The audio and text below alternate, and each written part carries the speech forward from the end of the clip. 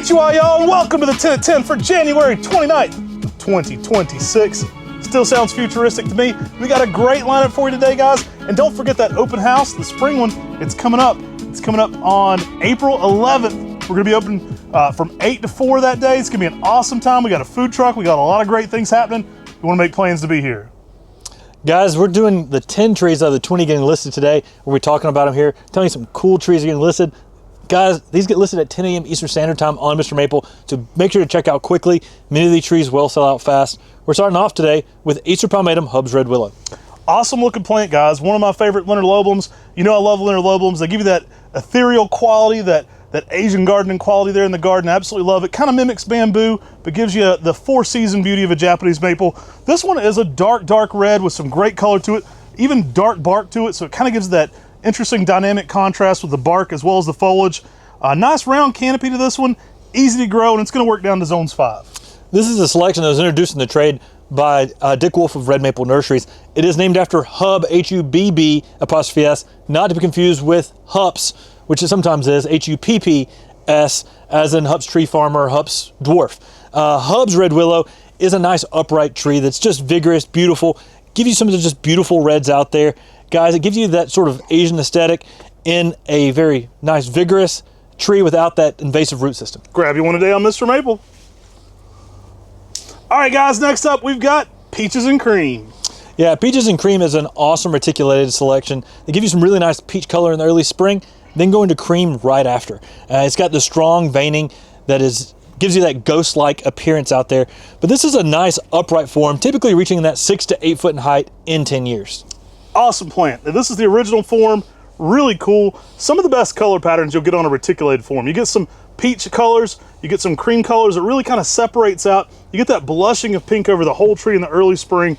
Smaller tree than white peaches. So white peaches often gets mixed up with this one, but a little smaller stature than that one. You know, even in a 10-year period, typically like 6 to 8 foot, really nice canopy to it, and the colors don't stop. Guys, next up we've got Acer palmatum Jerre Schwartz, found by Billy Schwartz, named after his mother Jerry. It has a more columnar habit, denser compact form. It was a witch's broom, a dwarf mutation, but it has some really nice colors in the early spring that can almost be like a pink red that are really choice. I've even had this go through some lavender shades. I love it. It looks great in a Macawa garden, so if you're a Macawa collector, this can really add some different shades in there. Looks great in the container or in the ground.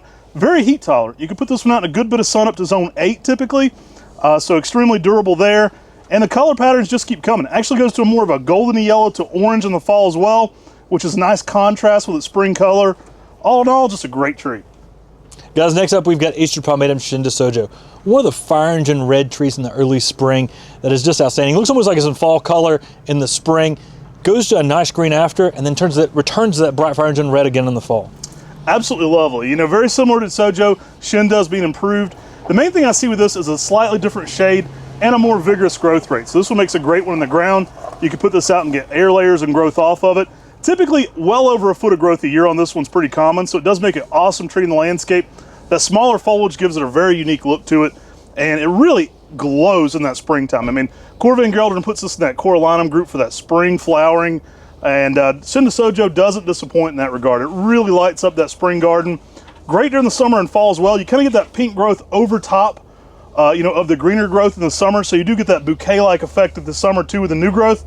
But this one for me in the spring is just a showstopper, and I like its growth rate. It does get out there quickly, very quickly. It's a little slower than something like Seryu, but it's on that upper scale for most Japanese maples. Yeah, and it still is even popular for bonsai, even with its vigor, because that spring color is so choice. It's very durable. It's a very heat-tolerant Japanese maple for the garden. And it's one of those trees that just has the changes through the seasons that's gonna really grab your attention when it hits in the spring. And then in the summer, it's gonna be really beautiful, but when it hits in the fall, you're gonna know that fall's here. Grab you one today. All right, guys, next up, we've got some awesome looking twos just in from the Buckholz farm. These are Picea abies Goldfinch, introduction by our friend Bob Fincham. We've done some podcasts with him here on the Mr. Maple Show, so be sure to check those out. This one is a fan favorite for sure. Yeah, this was found as a chance seedling. It's a hybrid between Gold Drift and Acrocona. And it has this smaller compact habit. In fact, Goldfinch, he believes, is sort of kind of one of the best of his introductions. So much so, it's one of the ones that has that finch. So it basically plays off of his name of Bob Fincham. this stays smaller than Gold Drift. We're talking 3 feet by 3 feet in 10 years, maybe even slightly smaller. It has that Rayusen-like habit where it's just extremely cascading, and those yellow needles that adds yellow in the landscape spring, summer, and winter. Now you will get more of that intense yellow where the sunlight's hitting it. We asked Bob directly when we were doing our podcast with him what one of his favorites was, and he specifically referenced Goldfinch as one of the all-time best ones he's introduced. So you can grab you some well-established, good-looking 2 gallons here today. I mean, these are pretty choice. It's a dwarf tree. You can get one out with some size to it right away. You're going to love this one in your landscape. All right, we're bringing out a regional classic here. We're making it popular all over the United States. So, guys, we got Pinostrobus Biltmore Blue. Yeah, Biltmore Blue is a selection that was found on the Biltmore estate as a witch's broom up in one of their white pines. They hired a marksman to come out and shoot the witch's broom, the dwarf mutation, out of the tree, and then it was grafted. Eventually, that almost got lost to the trade, but we were able to track it down and get it back into the trade. This has that compact, rounded form, and this good blue color you see on a dense blue-white pine. Hey, all the hard work's been done. You won't have to hit a target to put this one in your garden now. It's awesome. It's very popular, especially here in Western North Carolina, somewhat for that Biltmore name. But guys, the strobus shape is amazing. It's dense, it's compact, it's blue. Typically more of a 4x4 globe in a 10-year period, so you get that real nice round globe shape to it. Great blue hits with some white tones in there as well. It kind of picks up that blue, gives it a more light blue overall color to it. Absolutely love this tree. Yeah, and the fact that this stays in that rounded shape makes it a great container plant. Makes it a great tree to pair out there with something like a Rhode Island Red, and you have the red playing off the blues you have with the Biltmore Blue. And who doesn't want a tree that originated on the Biltmore estate? I mean, that's a classic. It's one of the largest houses in the world, built by the Vanderbilts. Y'all, you're gonna want this Biltmore Blue. It's a cool plant to add some class and sophistication to your garden. Grab you one today. All right, y'all, we're dropping some great size 2 gallons of Acer palmatum green strap. Green strap's got some vigor to it. It gets out there 6 to 8 foot in 10 years, and it has a leaf almost that would remind you of something like Kamagata. But this thing can really just hit some fall colors of yellows, oranges, and reds. This one's interesting. It does get out there, but it also is more of a wide shape to it. So it kind of makes a little plateau there in the landscape. Absolutely love what this one does. The two-tone kind of leaf to it's interesting, but that fall color really hits. I mean, this one can rival Acer japonicum for fall color. I've had reds, yellows, oranges, all at the same time on this plant. It's a nice, dense plant that can look great in a container and then be more of a focal point planting in your landscape. Gonna work down to zone 5, gonna work zones 5 through 9. Very heat tolerant in the landscape. I've seen this one go in some high heat climates and look really good. So you can push that sun in your zone 8 even. Great durability on this one overall, and high drama, especially when it comes to those fall months. Grab you one today. Cue the sound garden. We got some black hole coming in here, guys. Absolutely love this one. This is a nice, dense new ghost. Stays very dense and full, but of course, as that name implies, it's one of the darkest of the new ghosts. Yeah, I mean, it basically has that deep purple-black color, but some reticulation in there. And as Matt was mentioning, it has a denser habit than something like Dark Ghost. Dark Ghost grows up in more of a tree. This one still is a tree, but it's more of like a shrub-like tree. We're talking 5 feet by 5 foot in 10 years, almost being as wide as it is tall. Definitely more dense than many of the other Ghost series, so it fits in those smaller places in the garden. Yeah, I like pairing this one. Nebula, obviously, as the name implies. We can have a whole celestial grouping there. I love Black Hole. This one, you're going to get entranced into this one. It's a fun one to take pictures of. It's a fun one to kind of just stare at the foliage. A little bit more of a glossy sheen to the leaf as well, but large foliage on this one. Great container plant. This one's going to go out and look amazing in the landscape. Very sun tolerant up to that zone 8 as well, but really brings it for the color patterns. In those hotter climates, if you give it late day shade, you can hold that deep intensity later into the season with some early morning sun, late day shade. I mean, personally, if I was going to be pairing them something, I'd think about a Golden Falls over here, and then a Picea glauca globosa over here. So you've got some blue and some yellow playing off of this red. I mean, you're going to have a symphony in your garden, y'all. Black Hole just brings that deep red color, that deep burgundy color that's just different than everything else in that smaller stature, giving you a unique texture and habit. Guys, some great 3 gallons today. Instant gratification sizes. Look at those shapes. Already well-developed branching. Grab you one today on Mr. Maple. You asked for it, so we're doing it. We're bringing back more Greenstead Magnificent and some amazing sizes. This Monterey Cypress gives you color that's unreal. Gives you like a silver blue sheen out there. Matt and I recently shot a cultivar, highlighted this out at Buckholt's Nursery. I don't know if it's aired yet, but it's coming soon if it hasn't. This thing just has that nice sort of flat top kind of shape, but this color gives this soft, fluffy, animal-like appearance out there. Hey, from me to date, I think this is my favorite blue conifer. There's a lot of nice ones. I love the shades this one gets. It gets some frosty color to it that absolutely kind of picks up that blue. It's not uncommon in the spring for it just to feel like a morning sky. I love that color it gets to it. Absolutely next level on this one.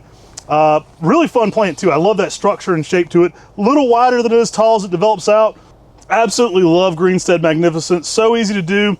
This one, it just looks amazing in any garden. It's gonna look great in conifer collections, but pair this one with just basic Japanese maples like Red Dragon, you've got a complete garden. I mean, for me, this has that creature-like appearance. It has like that appearance of like a shaggy blue silver dog or something. It just feels lively out there, something otherworldly.